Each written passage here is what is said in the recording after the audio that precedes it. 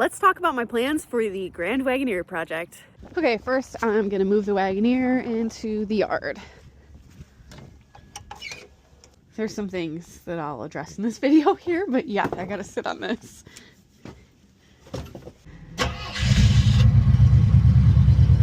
It doesn't turn back on its own when you let go. You have to...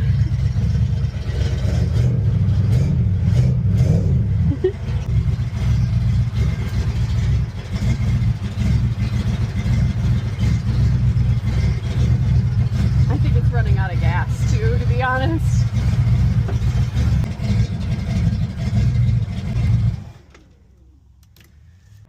First off, the immediate first project that I already showed you in the last video is we need floor pans, obviously, very badly.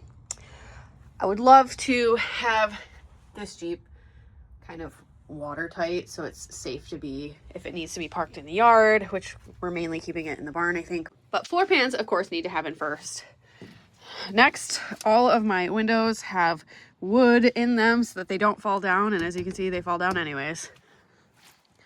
And on the rear window here, we stuck my GoPro mount to it just to hold it from falling down. So yeah, we need to go through and replace all of the like window tracks and the window motors so that the power windows are working properly. The only thing that kind of concerns me about the power windows is I'm a budget build kind of girl. I don't have a lot of money to be building vehicles, and I just like to build them simply and affordably. It's like $1,500 to do all the windows in this, to get them all working with new motors and tracks and everything. Because I have other plans also that are kind of expensive for this build, I can't even stomach having to spend $1,500 just to get the windows working. So we're kind of looking up a DIY alternative. I'm not sure, but we'll see what happens with that. Then I think after the floors, then I'm going to kind of focus on the interior. I believe we're going to bed line the whole inside of the Jeep. We are not putting carpet back in. I want to rip the headliner out and do the cool flannel plaid pattern headliner, because this headliner is in good condition, but I just want to cover it with a layer of fabric on top of that. And whatever fabric I do find, I think I want to use it for seats as well, and maybe even the door panels where that like carpet piece is. Really tie that flannel plaid pattern everywhere in the Jeep. And off topic here, but when I bought this Jeep, I got this booklet that came with the Jeep from the factory, and it does have the original window sticker in it. I'm going to show it near the end of the vehicle, but I want you to guess right now. Leave a comment below. What do you think this Jeep, this 1986 Jeep Grand Wagoneer with the V8 in it, went for at the dealership when it was brand new? And also, what do you think the miles per gallon that I got were? Because that's on there too. All right, take a guess, and I'll show you at the end. Okay, now that I've shared the immediate plans for the Wagoneer, let's get into the big picture goals for it. I already have a rock crawler. I do not need another rock crawler. And I don't want a factory restored antique vehicle, because when am I gonna get to enjoy that? I'm an off-road girl. So my big plan for my 1986 Jeep Grand Wagoneer is to turn it into an Overland rig. Tell me you can't picture it with a rooftop tent up there. We love camping so much lately, and I just think it would be so cool to be able to drive this up north. I do not want to trailer it. I want it to be reliable enough to go up north. I want it to take me to the UP, down some 2 tracks, out into the woods for some cool places to camp. So I need to build it reliably and in a way that parts are available everywhere if we were to need parts in an emergency situation. And it's got to be able to fit Nick and I and the dogs and our stuff, which it's plenty big enough for, so that should be awesome. So what do you think? What do you think the best ways to achieve that are? Right now, the V8 AMC 360 that's in it does run. It leaks a lot.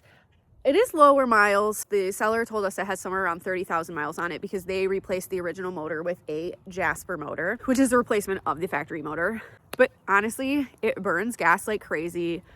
Since it's such an older motor, it's not going to be super easy to find parts for. So we are thinking of LS swapping it. We went to the junkyard today and we're just kind of seeing what was out there. But I think our goal is to go with a 6-liter LS. Now, how we are going to go about getting a 6-liter LS, I don't know if we want to pull one from the junkyard, because if we can find a cheap enough truck in whole that's whole, on Marketplace, I think it might be a better option to buy a whole truck, because then we can take it apart at our own pace in our barn. We can label everything as we go and really make sure we're setting ourselves up for success. You get the transmission behind it and everything if you buy a whole truck. Whereas if you pull it from the junkyard, you are just getting the motor, the wiring harness is probably already cut, you're probably missing some accessories, you don't know if it was running when pulled. A lot of uncertainty pulling one from the junkyard. So I think we're on the hunt for a full truck on Marketplace that has a 6-liter LS, an early 2000s 6-liter LS in it. The goal would be to fix up the rust spots and make it just nice enough. And I have decided that I'm gonna use an authentic plate. My dad actually has a 1986 plate that I can use, which is really cool because then it's a plate that was my dad's, which means it will be registered as a historical vehicle that I can technically only legally drive from Memorial Day to Labor Day. And any time outside of that window should only be for mechanical testing or going to a car show. As far as axles, I'm not sure what we're going to do yet. Right now it's got Dana 44s. We may keep those for the time being and consider upgrading in the future. I think aside from getting the floors replaced and doing the interior, the drivetrain is the most important thing to focus on right now. So I think that is what we're going to focus on first. And then axles, wheels, tires, all that can come later unless we find a good deal on something in the meantime. But I don't like to make all my decisions at once. So I think that's a good place to start. And then the other big question that I've been asked a million times is, am I going to paint it yellow? I don't have an answer on that yet, but it would be dumb of me not to consider it. My entire brand is yellow. It's my absolute favorite color. And I just can't picture myself driving a Jeep that is not yellow. So I know a lot of people would be furious with me if I did that. Like I said, I haven't committed yet, but this paint isn't great. It needs to be dealt with regardless. Especially after we weld up these rust patches, it's gonna need to be painted. And never in a million years would I get rid of the wood sides. That's like the number one thing I love about this Jeep. So if anything, we'll likely rip these wood sides off, but there are full replacement kits, so I might put a fresh set of wood sides on it. Especially, you can tell this side was the side that faced the sun when it was parked for a long time. This side, it doesn't even look like wood sides anymore, so they absolutely need to be replaced. So painting it yellow is not off the table, but I don't want to commit to anything yet. I don't know for sure. Now, getting back in the Jeep. One thing we have to figure out first, too, is this steering column that is clearly very loose and not safe for road driving at all. Another thing we would love to get working properly is the heat and AC. This is not a Wrangler where you can take the top off, of course. So I want to make sure that we're not cooking in here in the summer, because that's when we're going to drive it the most. But also heat, because if we go up to the UP, it sure is cold at night. I really just want this to be a vehicle that I have no excuse not to take somewhere cool. So to me, heat and AC are important. Now, as far as the LS swap goes, I have a lot of research to do, but the reason I'm mainly choosing an LS is because it's a more modern motor.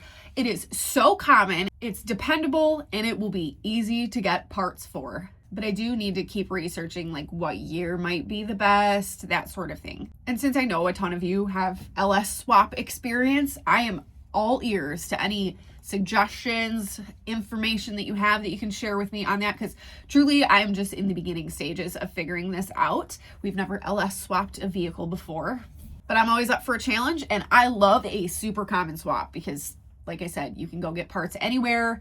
Everyone's done it before. Every problem that you face, someone's probably faced before, so you can find help on the internet. Just all around, for me, is a great choice for a vehicle that I'm going to go put out in the middle of nowhere. As far as transmissions, I feel like most commonly the 4L80 comes behind a 6-liter LS. So that would be an option for an automatic. But we did see one on Marketplace too that came with an NV 4500 behind it. So if we found an NV 4500, I'm not opposed to that. Although that would not be true to the Grand Wagoneer name, because the Grand Wagoneer was the first 4-wheel drive vehicle that came standard with an automatic. But I can picture this baby with a couple KC daylighters here on the front bumper. Maybe some KC lights up there. If we have a rooftop tent, it would look nice to have that light rack up in front. I've always liked to keep my rock crawler simple, but this is an Overland rig, so I feel like I can do some of the fun details that aren't the right fit for my JKU. Okay, let's get into the original window sticker. I'll start at the top here. I'm covering up the VIN, I don't know if, but here are the stats.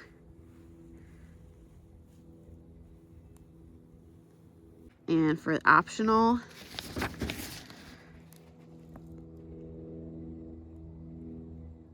here's the original MSRP, $23,075.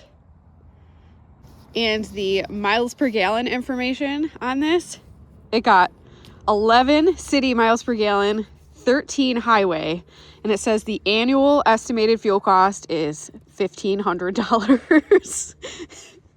I think it is so cool that it came with not only the original window sticker, but the original manual and the whole book. And I don't know what's on the cassette tape, but I love that I have this. I know this wasn't a super exciting video today, but it is important to plan ahead in your build, and I figured I should share those plans. And honestly, nothing is set in stone yet. We could completely change our minds in the future, but that's where we're at right now. If you have any suggestions or any helpful information that might guide us in the right direction, make sure you leave us a comment and subscribe if you aren't already to see what we do in the future with this build. As you can see, this was a horrible time to drive my Wagoneer through the yard. So I'm gonna get it out of here, and then I'm gonna have to come through and stomp down all these ruts that I just put in because the ground is so soft right now.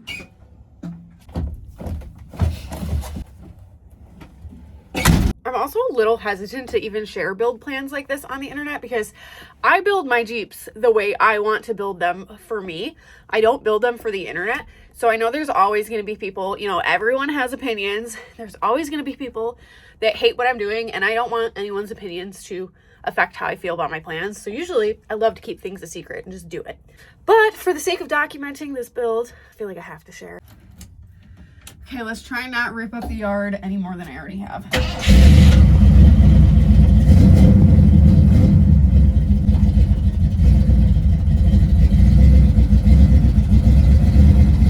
Oh, we're sliding. I'm so sorry to my lawn. I know we are planning on putting an LS in it, but boy, am I gonna miss the sound of this AMC 360. It sounds so good. Oh yeah, she is rutted up. Ugh. Although I probably should have took a few more pictures while it was out. That was probably a mistake. I think the only pictures I'm gonna get of it until spring is driveway pictures.